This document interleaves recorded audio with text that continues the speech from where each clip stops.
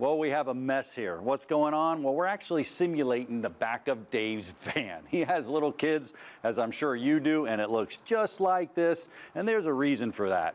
Welcome back to Tech Garage, presented by rockauto.com. Well, it's time for the Master Technician's Tech Tip. And what's it all about? Well, we're talking about amp draws and the effect that it has on motors. It's not a good thing. We're talking about mechanical resistance. First of all, let's understand a little bit about amps.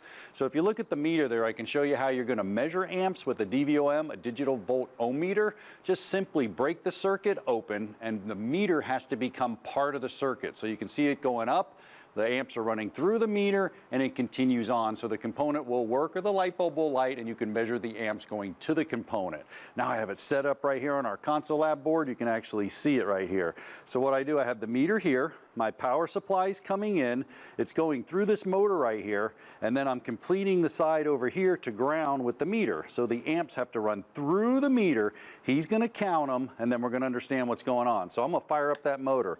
You can see it spinning. That's wonderful. 4 amps, 4.5 amps, whatever it may be. That's actually milliamps, so 43 milliamps. Now, when I grab that motor, I'm going to put mechanical resistance on it. Think about your fuel pump starting to wear out. Mechanical resistance. Think about your window track starting to bind. Mechanical resistance. It's putting a lot of strain on that motor. Watch this. There it goes. 40, 50, 60 till I blow a fuse. So what's happening? Mechanical resistance is causing amps to go up. When amps go up, that creates heat and premature component failure. Not a good thing. Well, back to our mess over here. You can see what's going on. It's for a reason, because this is what seat tracks look like. So if you have a seat track that looks like this, I'm going to run it back and forth. Everything seems to be pretty fine. Oh my Lord, he's got beef jerky here and everything. Wow, that definitely portrays his children in the back of the van. Mine are a little older, so we're all right. So here's the deal. Back and forth, 3, maybe 4 amps.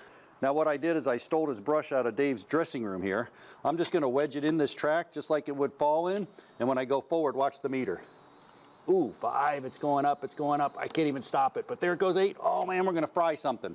So eventually it got hung up in the track. You're going to end up blowing a fuse or burn a circuit. Not a good thing. So make sure all your motors are in good shape, your tracks are clean, your windows are, go up and down easily, your fuel filter's not clogged. That all causes premature component failure.